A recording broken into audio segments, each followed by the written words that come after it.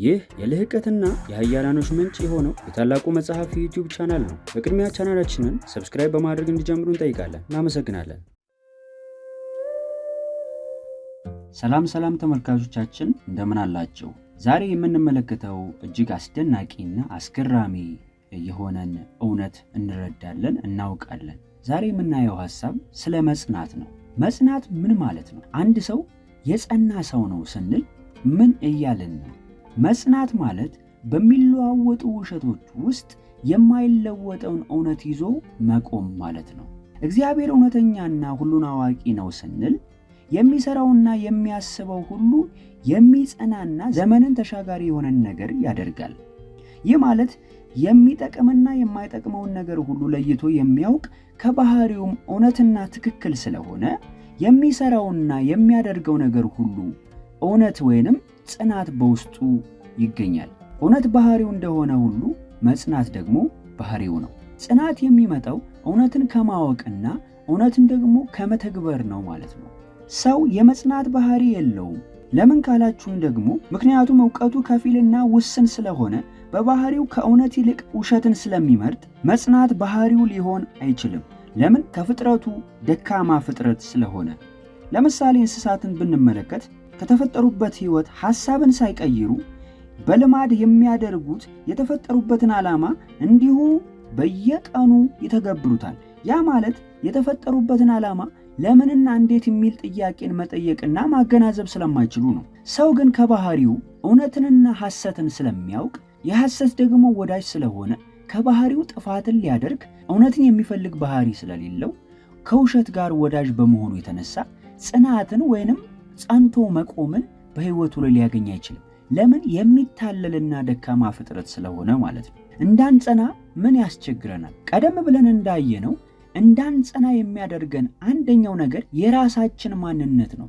የራሳችን ማንነት ስንል ከእግዚአብሔር ባህሪ ስንካፈል እውነትን የምናውቅ ደግሞ ለእውነት የምንገዛ ሰዎች ነበርን። ከውድቀት በኋላ ግን የመጣው ያ ውሸትን ፍለጋ ከውሸት ጋር ያለን ደግሞ ወዳጅነት እውነትን እንድንተው ወይንም እንድንጥል አድርጎናል። ያ ማለት እኛ የምናመዝነው ከእውነት ይልቅ ወደ ውሸት ሆኗል ማለት ነው። የኛ ባህሪ ወይንም የኛ ማንነት በአዳም ምክንያት የወደቀ ማንነት ስላለን ከእውነት ይልቅ ውሸትን የምንመርጥ ሰዎች ስለሆንን በጣም የምንቸገርበት አንደኛው ነገር ማንነታችን ነው። ጳውሎስ በሮሜ ምዕራፍ 7 ላይ ሲናገር የምወደውን ነገር አላደርገውም የማልወደውን ደግሞ አደርጋለሁ ሲል ይህንን የሚያሳየው ማንነቱ ውድቀትን የሚመርጥ እንደሆነ ነው። ስለዚህ የሚጸናበትን አቋምና ማንነት እንደሌለው ራሱን በትግል በሚመስል መልኩ በሁለት ነገሮች የሚቸገር ነው። አንዱን ወዶ የማያደርግ የማያደርገውን የማይፈልገውን ደግሞ የሚያደርግ እጅግ በስቋላ ሰው ነኝ ብሎ ራሱን ይናገራል። ይህ የሚያሳየው ደግሞ ማንነቱ ከባህሪው የጥፋት ማንነት ስላለው ወይንም ውሸትን የሚወድ እውነቱን የማይመርጥ ሰው እንደሆነ ያሳያል። በሁለተኛ ደረጃ ደግሞ የምናየው ሐሳብና ተግባር ነው። ሐሳብና ተግባር የሚመጣው መጀመሪያ የራሳችን ማንነት ስንረዳ ነው። የራሳችን ማንነት በውድቀት ማንነት ውስጥ ካለን የምናስበውም ሆነ የምናደርገው ያንን የውድቀት ማንነት ወይንም ባህሪያችንን ነው ማለት ነው። ስለዚህ ራሳችንን መጠየቅ ያለብን ምን እያሰብን ነው፣ ደግሞ ምን እያደረግን ነው የሚለው ነው። የምናደርገው ነገር ሁሉ ያሰብነው ነው። ያሰብነው ነገር ሁሉ ደግሞ የምናደርገው ነው። ሁለቱ ደግሞ የማይነጣጠሉ የሁለት ሳንቲም አንድ ገጽታ ናቸው። በዘፍጥረት ምዕራፍ 6 ቁጥር 5 የሰው የልብ ሐሳብና ምኞቱ ሁልጊዜ ክፉ እንደሆነ አየ ይላል መጽሐፍ ቅዱስ። ይህንን ያየው ሰው አይደለም። ይህንን ያየው እግዚአብሔር ራሱ ነው። እግዚአብሔር አየ ማለት ነገሮቹን መርምሮ የልቡን ሐሳብ ዘላቂ የሆነውን ማንነቱን ሁሉ አረጋግጦ ያያል። አያችሁ፣ ይህንን ጉዳይ ያየው እግዚአብሔር ነው። እግዚአብሔር ከሰማይ ሰውን ሲመለከት የሰው የልብ ሐሳብና ምኞቱ ሁሉ ሁልጊዜ ክፉ እንደሆነ ተመልክቷል። ይህንን ደግሞ የብሉይ ኪዳን የነበረውን ውድቀት አሁንም በአዲስ ኪዳን የሚቸገር አንድ ጳውሎስ እንዳለ ቅድም ተመልክተናል። በሮሜ ምዕራፍ 7 ሙሉ ክፍሉን ብታነቡት ይህ የማንነት ችግር እያስቸገረው እንደሆነ በስቋላነቱን ደግሞ እንደሚናገር በዛው ምዕራፍ ላይ ማየት ትችላላችሁ። ሰው ከእግዚአብሔር ጋር ካልታረቀ በስተቀር ጽናት ወይንም የአቋም ሰው ሊሆን እንደማይችል ነው። ለማስታረቅ ደግሞ እግዚአብሔር አንድያ ልጁን ልኮ ይህንን የሚያስቸግረን የኃጢአት ባህሪ ማንነትን ሊያስወግድ ፈልጎ አንድ መስዋዕት ወደ ምድር ልኳል። ያም መስዋዕት ደግሞ አንድ ክርስቶስ ኢየሱስ ነው። ይህ ክርስቶስ ኢየሱስ ወደ ምድር መጥቶ ያለብንን የባህሪ ማንነት ሊያስወግድ በመስቀል ላይ ተጠርቋል። የተከፈለልንን መስዋዕትነት ስናምን ከዚህ ባህሪ ልንላቀቅ እንችላለን። ለዛም ነው መጽሐፍ ቅዱስ በኤፌሶን ምዕራፍ 2 ቁጥር 10 ላይ እንደዚህ ይላል፣ እኛ ፍጥረቱ ነንና እንመላለስበት ዘንድ እግዚአብሔር አስቀድሞ ያዘጋጀውን መልካሙን ሥራ ለማድረግ በክርስቶስ ኢየሱስ ፈጠረን ይላል። ቀድሞ መልካምን የመስራት ባህሪ በሕይወታችን ውስጥ አልነበረም።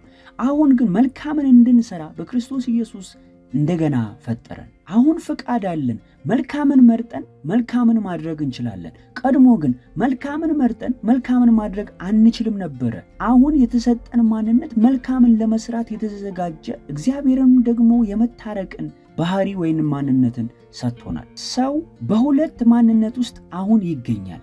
ያ ማለት ቀድሞ የተለማመደው የኃጢአት ስርዓትና የኃጢአት ማንነት በአካሉ ላይ ይገኛል። ከዛም በኋላ ግን በክርስቶስ ኢየሱስ አማካኝነት ደግሞ መልካምን እንዲሰሩ የተፈጠሩ ማንነቶች በእኛ ሕይወት ውስጥ አለ። የሚጎትተን ወይንም ወደኋላ የሚያስቀረን ማንነት ግን በአካላችን ወይንም በሰውነታችን በወደቀው ማንነት በእኛ ውስጥ ቢገኝም ይህንን ማንነት ግን ገዝተን የምንይዝበት የእግዚአብሔር ልጅ ክርስቶስ ኢየሱስ በሰራልን ሥራ ላይ ታምነን የምንጸናበትን ኃይል ተቀብለናል። ሰው እንዴት ሊጸና ወይንም መጽናትን ያገኛል? አንደኛ በማወቅ ወይንም ማንነትን በመረዳት ነው። ማወቅ ማለት የምንፈልገውን ነገር የምንተባበርበት ነገር ማለት ነው። መጽናት አንድ ቦታ መቆም ሳይሆን እውነትን መረዳት ነው።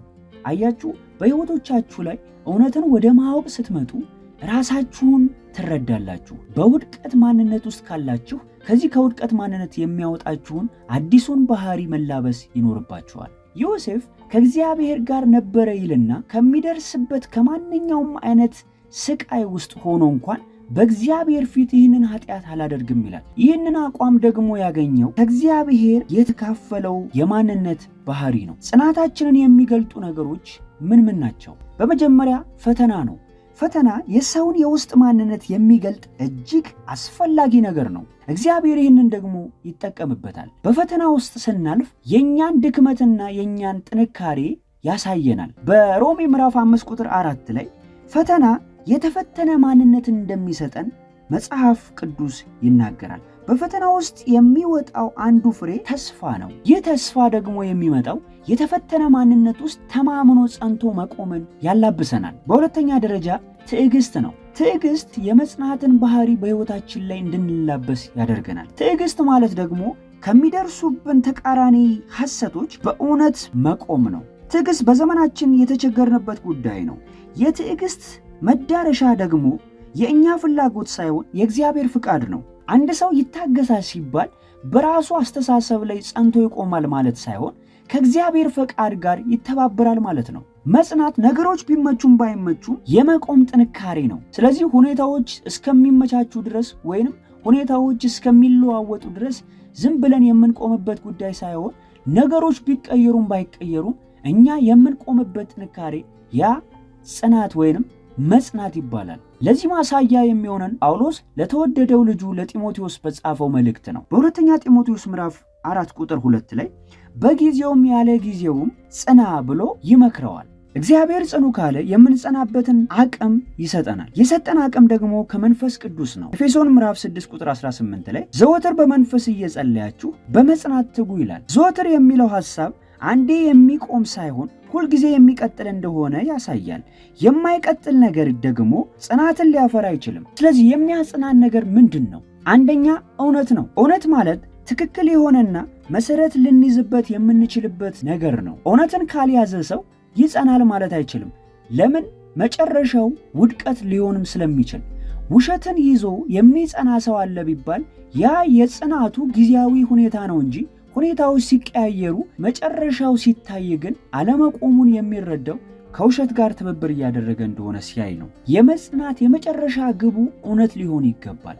እውነት ላይ ያልቆመ ሰው በአለት ላይ ነገሮቹን ያልመሰረተ ወይንም በአሸዋ ላይ የተመሰረተ ሊሆን ይችላል። እውነትን የያዘ ሰው የመጽናትን ፍሬ ያያል። በሁለተኛ ደረጃ መንፈሳዊ ሕይወት ወይንም ከመንፈስ ቅዱስ ጋር ያለን ግንኙነት ነው። መንፈሳዊ ነገር ካልታከለበት የኛ ማንነት ቀድመን እንዳየነው ደካማ ባህሪ በሕይወታችን ስላለ ያንን ባህሪ ልናሸንፍ የምንችለው ደግሞ በራሳችን ሊሆን አይገባም። በራሳችን አቅም እንደሌለን መጽሐፍ ቅዱስ ራሱ ቀድመን በዘፍጥረት ምዕራፍ 6 ቁጥር 5 ላይ አይተናል። ባህሪያችን ከልባችን ውስጥ ያለ ምኞት ወይንም ፍላጎት ወይንም ሐሳብ ክፉ እንደሆነ ተመልክተናል። ከዚህ ከክፉ ባህሪ ልንላቀቅ የምንችለው መንፈሳዊ ሕይወት ላይ ትኩረት ስናደርግ ወይንም ከመንፈስ ቅዱስ ጋር ኅብረት ስናደርግ ነው። ከመንፈስ ቅዱስ ጋር ኅብረት ያደረገ ሰው ደግሞ ወደ እውነት የሚመራ እውነትን ደግሞ የሚያውቅ ኃይልን የሚቀበል ብርቱ ሰው ሊሆን ይችላል ማለት ነው። በሦስተኛ ደረጃ ደግሞ ጸንቶ የቆመ ሰው በምድር ላይ ካለ እንደ ተምሳሌት ወይንም እንደ አርያ ልንከተለው የሚገባ አንድ ክርስቶስ ኢየሱስ አለ። ክርስቶስ ኢየሱስ ጸንቶ የቆመ ነው። በብዙ መከራዎቹ መካከል የእግዚአብሔርን ፍቃድ ለመተግበር ጸንቶ የቆመ በምድር ሕይወቱ ላይ ጽናትን ገልጦ ያሳየ ቢኖር በዚህ ምድር ክርስቶስ ኢየሱስ ነው።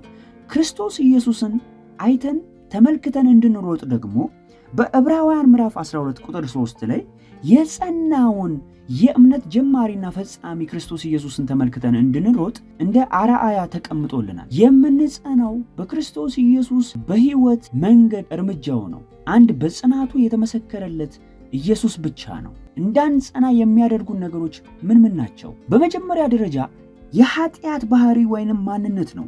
ዕብራውያን ምዕራፍ 12 ቁጥር 3 ላይ ኃጢአትን ማድረግ የሕይወትን እርምጃ እንደሚገታ መጽሐፍ ቅዱስ ይናገራል። ኃጢአትን አታድርጉም ብሎ መጽሐፍ ቅዱስ እንዲሁ ደግሞ ይናገረናል።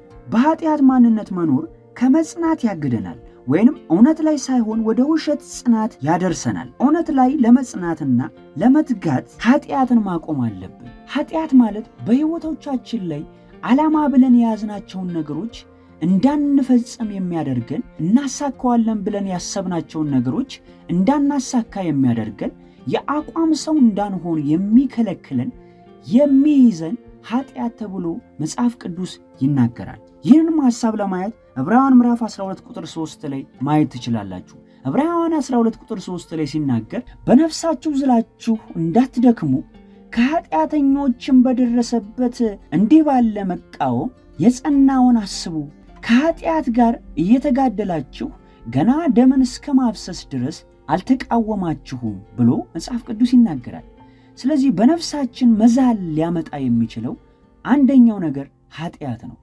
ኃጢአት ደግሞ የሚመጣው ከራሳችን ባህሪ የተነሳ ከውስጣችን ያለ ፍላጎት ወይንም ምኞት ይህንን ኃጢአት ስቦ ሊያመጣው ይችላል። ይህ የሕይወት ዝለት ሲመጣ ደግሞ የጸናውን ማሰብ እንድንችል መጽሐፍ ቅዱስ የጸናውን አስቡ ብሎ ይናገረናል። በሁለተኛ ደረጃ ደግሞ ጽናትን የሚከለክል ነገር ቢኖር አለማወቅ ነው።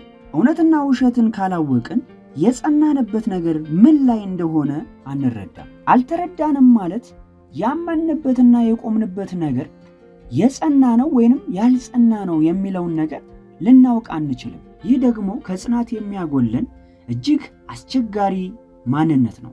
በሦስተኛ ደረጃ ደግሞ አለመታዘዝ ወይንም ቸልተኝነት ነው። ይህ የሚከሰተው እውነትን ተረድተው ከኃጢአት ሸሽተው ነገር ግን መልካምን መርጠው አለመተግበር ወይንም ምላሽ አለመስጠት የሕፃንነት ባህሪ ነው። አንድ ሰው እጅ እግሩ እንደሚሰራ የምናውቀው ሲንቀሳቀስ እንደሆነ ሁሉ ላመነው ነገር ምላሽ አለመስጠት ማመኑን አያሳይም። በእውነት መንገድ ላይ መቆሙን ማወቅ አይቻልም። በነገራችን ላይ ጊዜ ይፈጃል እንጂ አንድን ነገር ጸንተንበታል ብለን ስንል በሁኔታዎች በነገሮች መካከል ሁኔታዎች ሲቀያየሩ ፈተና ወደ ሕይወታችን ይመጣል።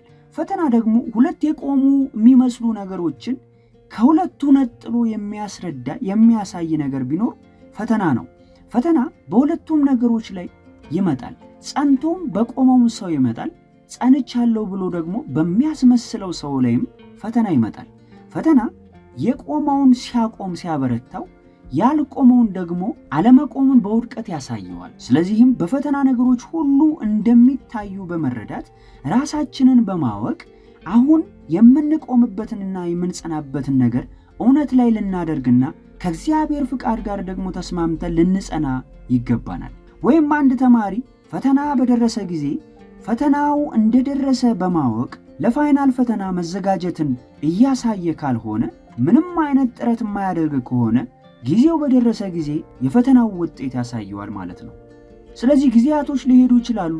እኛ እናውቃለን ወይንም እናምናለን ወይንም ጸንተናል ብለን ባልንበት ጉዳይ ላይ ጉዳዩ የሚገለጠው በመጨረሻ እግዚአብሔር በሚሰጠን የፈተና ጊዜ ነው።